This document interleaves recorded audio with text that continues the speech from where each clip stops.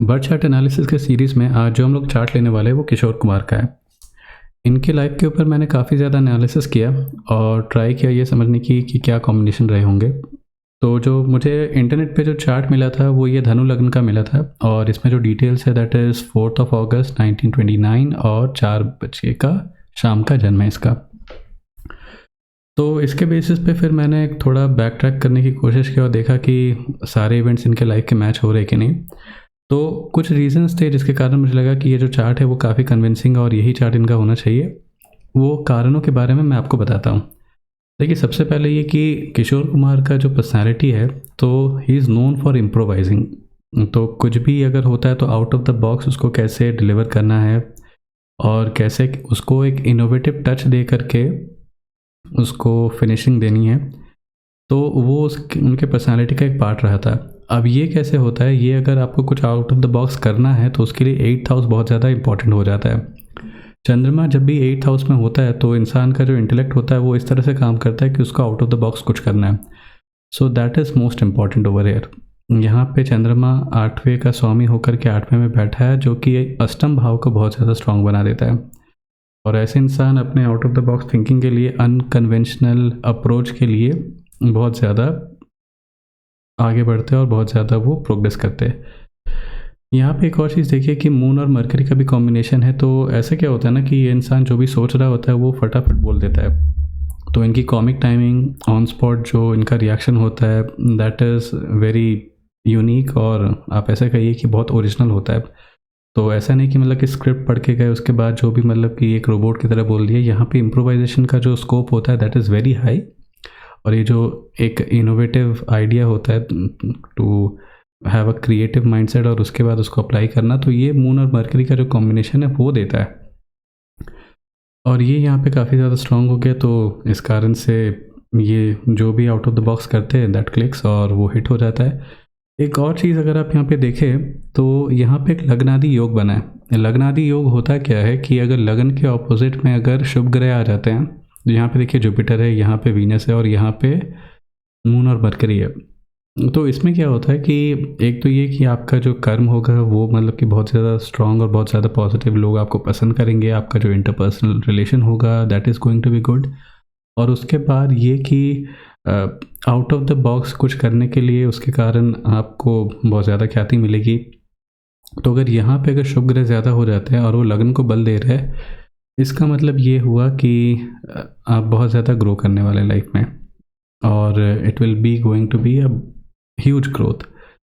मैंने ऐसे बहुत सारे चार्ट्स देखे जिनका इस तरह से शुभारी योग था या फिर यहाँ पे शुभकर्त्री योग था और उस कारण से वो बहुत ज़्यादा ग्रो किए थे अपनी लाइफ में। देखिए, एक एस्पेक्ट ये भी हो जाता है कि जब आपके लग्न में शनि बैठा हो और लग्न 6ठे भाव में बैठा हो, तो एक तो ये कि हेल्थ को लेकर के ये थोड़ा इशू क्रिएट कर देता है।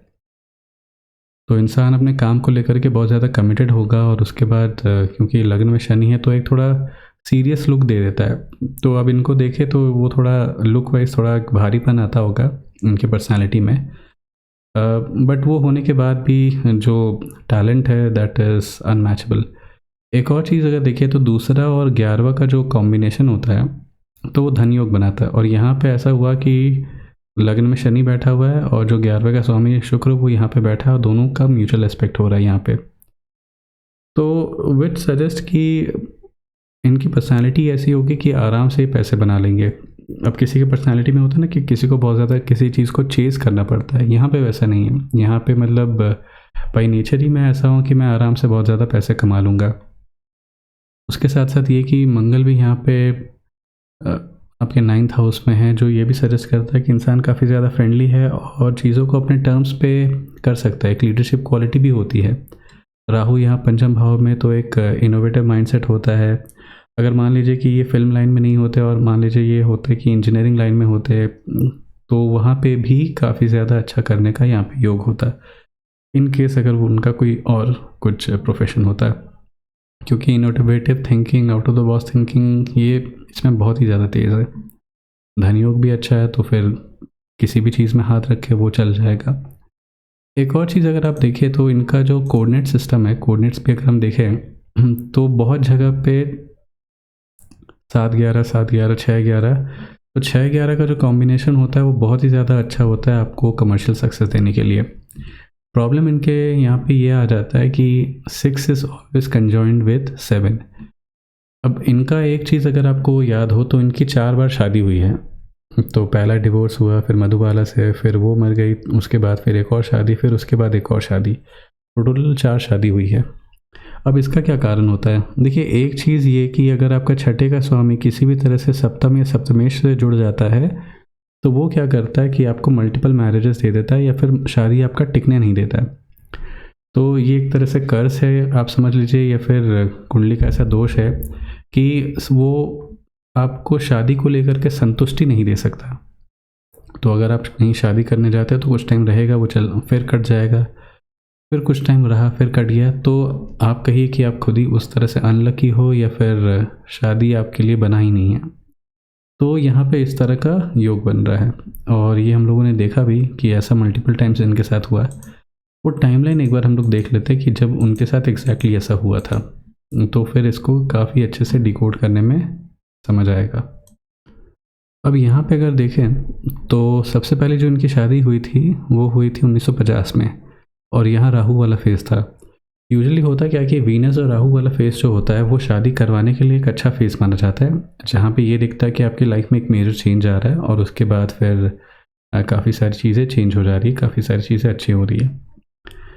तो ये है, और यहाँ पे एक ट्रिगरिंग पॉइंट था, लेकिन आई थिंक यहाँ 55 में जा कर के जो इंटरेस्ट रहा होगा शादी को लेकर के वो कम होता गया होगा, और वहाँ पे आई थिंक मधुबाला के साथ इनका जो रिलेशनशिप था वो ज़्यादा आगे बढ़ना शुरू हो गया होगा।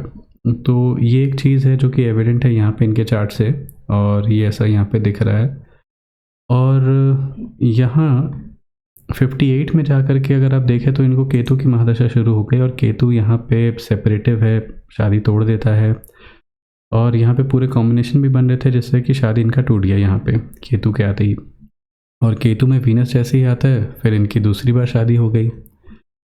तो ये एक पूरा एक सीरीज़ यहाँ पे ऐसा बनता गया। तो सेकंड टाइम यहाँ पे इस कंडीशन में शादी हुई। अब देखते हैं कि थर्ड टाइम कब हुआ। फिर यहाँ पे अगर देखें तो 65 के आसपास इनको वीनस दशा शुरू होती है।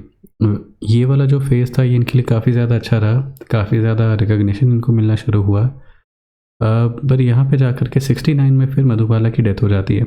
अब यहाँ पे तो सब कुछ सही चल रहा है, लेकिन एक चीज़ है कि एक वॉइड क्रिएट हुआ, तो फिर और ये जो कॉम्बिनेशन इनका बना ये तो ऐसे अकेले तो बैठने देगा नहीं, कोई ना कोई तो दिला ही देगा।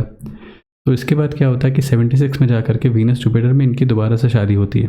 अब लेकिन इसके ठीक बाद सेपरेटिव तो यहीं बैठा है शनि, तो 78 में जाकर के वापस से वो शादी टूट जाती है। तो यहाँ पे आप सीक्वेंस देखिए, कहीं भी कोई भी एक सेपरेटिव आ जा रहा है तो सेपरेटिव एकदम आराम से वो रिश्ता इनका तोड़ दे रहा है। तो एक चीज़ तो ये कि अगर चार्ट मुझे ऐसे देखना हो तो बाय नेचर इंसान बहुत ही ज़्यादा इम्पल्सिव है। छठे का स्वामी अगर यहाँ पे सप्तम भाव में आ जाता है तो इंसान चीज़ों को पिन पॉइंट बहुत ज़्यादा करता है, अपने स्पाउस को बहुत ज़्यादा चीज़ों पे टोकता है, तो वो एक एस्पेक्ट बन जाता है। और शनि का यहाँ पे प्रभाव हो तो वो थोड़ा हार्शनेस तो दिखाई देता है। तो ये सारे कॉम्बिनेशन अगर आप मिला करके देखो तो ये कारण बनता है कि क्यों इनकी शादी नहीं चल रही है। एक तो पर्सनालिटी का भी दोष है और एक तो अनलकी फैक्टर जो है वो भी है। और इसके बाद अगर आप देखें तो मरकरी जो है वो भी यहाँ पे 8th हाउस में बैठा है, तो which is house of unlucky. तो दुर्भाग्य का जो घर है तो वहाँ पे जाकर के अगर बैठा हो तो फिर आप समझ ही सकते हैं कि मैरिज को लेकर के जो अनलक वाला जो फैक्टर है, मिसफॉर्चून वाला जो फैक्टर है वो तो हमेशा ही रहेगा। तो इसमें ऐसा है कि अगर कोई अच्छा टाइम चल रहा है तो ठीक है, शादी चल रहा है, लेकिन कहीं पे भी कोई ख़राब टाइम आ गया तो फिर इतना बड़ा एक बबल बर्स्ट होता है, इतना बड़ा एक वल्केनो ब्लास्ट होता है कि उसके बाद मतलब कि जो बना बनाया शादी है वो भी ख़त्म हो जाता है। तो ये यहाँ पे ये इशू बन रहा है, और ये चीज़ें आप अपने चार्ट में भी देख सकते हैं कि जब भी शादी ख़राब होना है it should be a combination of many things, सिर्फ एक कारण के लिए नहीं। इम्पल्सिव नेचर है कि नहीं है, माइक्रो मैनेजमेंट चीज़ है कि नहीं है, हार्शनेस है कि नहीं है, ये सारा अगर कॉम्बिनेशन एक साथ बन करके ऐसा कुछ बन रहा है जिसके कारण शादी नहीं होगा, और मिसफॉर्चून या अनलक वाला जो फैक्टर वो तो है ही, तो फिर मतलब कि शादी तो प्रॉब्लम ही रहने वाला है। तो यहाँ पे तो ये सब फैक्टर रहा। उसके बाद अगर आगे का देखें तो यहाँ पे सन राहु वाला जो फेज़ है, यहाँ पे जा कर के फिर इनकी डेथ हो जाती है और फाइनली ये बोला जाता है कि he died out of heart attack. अब एक चीज़ होता है कि जब भी आपका चंद्रमा यहाँ पे अष्टम भाव में होता है ना, तो इंसान थोड़ा लोड ज़्यादा ले लेता है, अपने आप को बहुत ज़्यादा स्ट्रेच करने की कोशिश करता है और चीज़ों को बहुत हद तक परस्यू करता है, बहुत अपने आप मतलब अपना एकदम 100% देना, तो उस टाइप का यहाँ पे माइंडसेट होता है, जिस कारण से जो ड्रेन आउट होता है इंसान का वो बहुत जल्दी होने लग जाता है और वो एक ख़राब हेल्थ को इंडिकेट करता है। दूसरा ये कि लग्नेश भी अगर छठे भाव में आ जाए तो वो भी एक इंडिकेशन है, वो दिखाता है कि आपका हेल्थ जो है वो बहुत जल्दी डिटोरिएट करेगा। क्यों? क्योंकि आपने अपने ऊपर जो वर्क प्रेशर है वो बहुत ही ज़्यादा रखा है। तो देखिए ये था ओवरऑल एनालिसिस और मेन तो इसमें यही कहना कि टैलेंट तो बहुत ज़्यादा है, हार्ड वर्किंग भी बहुत है इंसान, और ये सबका कॉम्बिनेशन मिला करके he became a legend Kishore Kumar. और ये भी एक इंडिकेशन है, एक लर्निंग है हम लोगों के लिए कि आपको टैलेंट तो चाहिए, टैलेंट के साथ साथ बहुत ज़्यादा हार्डवर्क भी चाहिए। अगर आपके चार्ट में होता है, आपके पर्सनालिटी में होता है, तो आप बहुत कुछ अचीव कर सकते हैं। So thank you for watching and let me know what you want to see next. उसी हिसाब से मैं वीडियो बनाऊंगा। See in the next video. Bye.